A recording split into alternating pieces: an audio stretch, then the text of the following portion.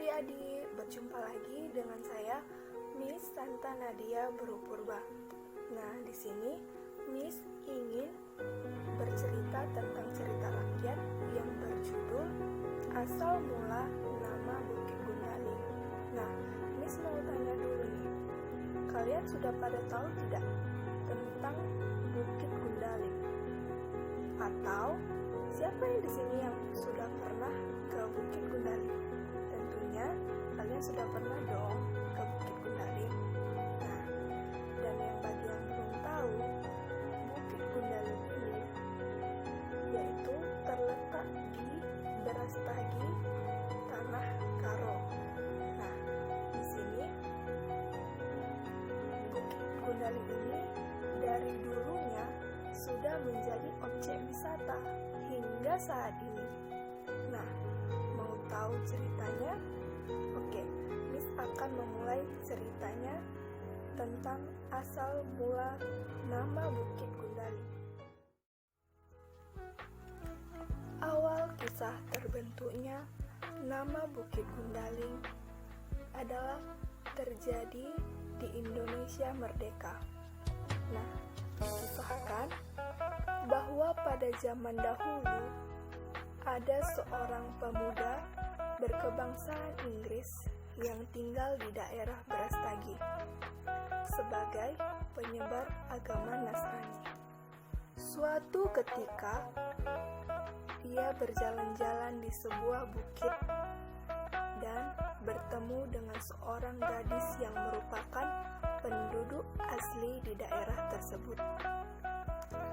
Gadis itu memiliki paras yang sangat cantik dengan rambut yang panjang, tutur bahasa yang lembut dan sopan, sehingga membuat sang pemuda begitu terpana dengan keelokan sang gadis. Singkat kata, maka dengan hati-hati dan sedikit ragu, sang pemuda tersebut pun menyapa sang gadis. Walau dengan bahasa yang ia gunakan masih terlalu kaku. Dan tak terduga, ternyata si gadis membalas sapaan sang pemuda tersebut, walau raut muka dengan sedikit malu-malu. Maka mulailah sang pemuda mengajak si gadis mengobrol sampai tak terasa waktu telah menjelang sore. Ketika sang gadis sadar jika waktu sudah sore, gadis itu berpamitan kepada sang pemuda untuk pulang karena orang tuanya sudah menunggunya di rumah. Sang pemuda sebenarnya enggan untuk melepas sang gadis karena masih ingin berlama-lama dengannya. Tetapi karena gadis terus memaksa, maka berat hati direlakannya sang gadis untuk pulang.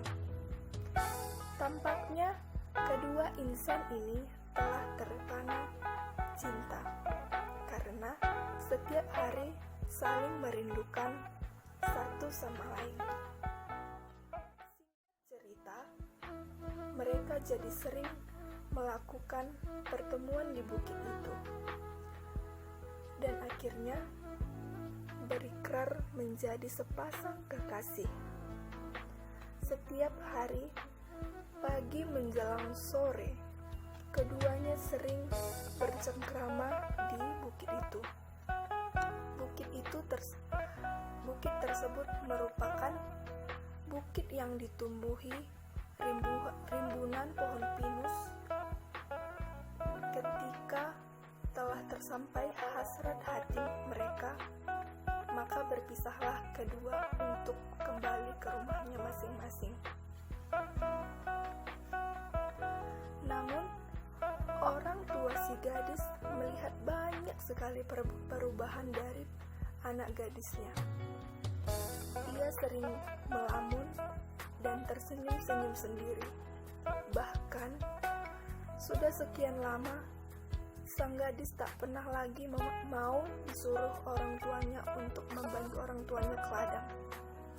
Akhirnya timbullah rasa kecurigaan dalam hati orang tuanya dengan kelakuan anaknya. Dengan rasa penasaran, orang tua si gadis mengikuti kemana perginya si anak secara diam-diam. Betapa terkejutnya kedua orang tua si gadis mengetahui si anak berhubungan dengan orang asing dan tak dikenal. Dan makmur kalah si orang tua tersebut.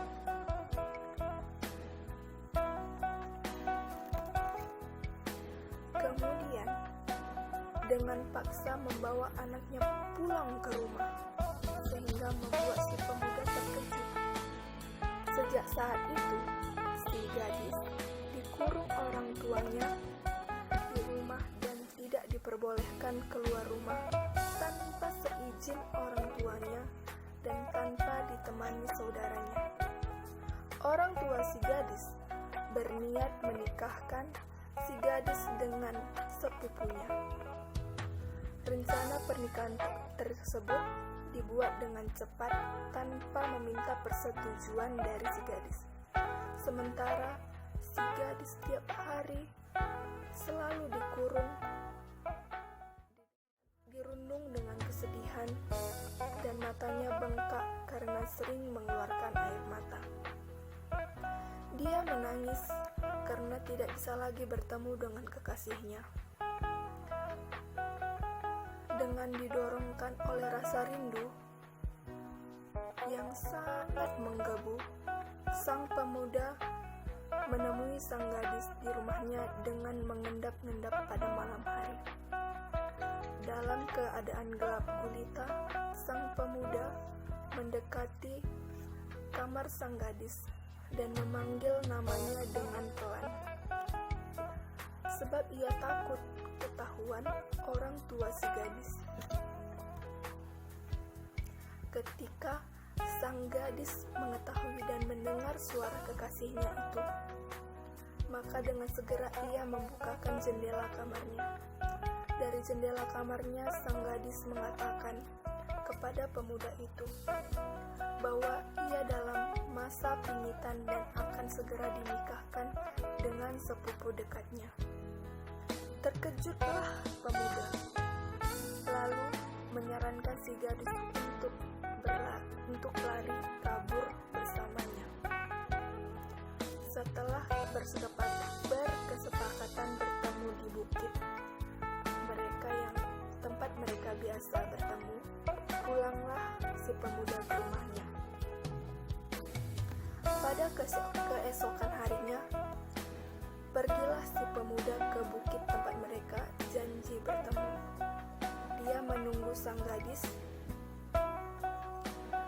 dan dengan perasaan gelisah.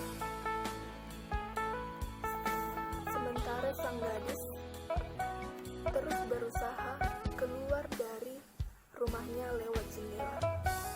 Tetapi memang malang nasib si gadis, karena masih di dalam perjalanan, ternyata keluarganya mengetahui niat si gadis, lalu memaksanya pulang. Dan hari itu juga dinikahkan dengan sepupunya. Sementara sang pemuda sudah gelisah, tak menentu untuk menunggu kedatangan si gadis. Dia berjalan mondar-mandir ke sana kemari, mencari si gadis dan berteriak memanggil, "Darling." Tetapi yang ditunggu dan diharapkan tidak kunjung tiba. Sang pemuda tak mengetahui jika si gadis telah menikah dan tak mungkin lagi bertemu dengannya. Setiap pagi dan setiap hari yang dia lakukan hanyalah mondar-mandir di bukit tersebut. Dan si pemuda sambil memanggil, "Darling, darling, darling," sehingga pada akhirnya dia memutuskan untuk meninggalkan Brastagi sambil membawa luka hatinya. Sebelum pergi, ia memandangi bukit tempat ia bertemu dengan si gadis itu. Maka terucaplah kata goodbye darling, yang artinya selamat tinggal sayang. Dia mengucapkan kata itu berulang-ulang kali sambil berteriak sampai bukit tersebut tidak kelihatan lagi di peluk matanya. Masyarakat sekitar tidak mengerti dengan apa yang ia katakan dan ia ucapkan. Sang pemuda karena bahasa yang berbeda mengubah pengucapan goodbye darling menjadi gundaling. Sejak saat itu, nama bukit tersebut diberi nama Gundaling. Nah,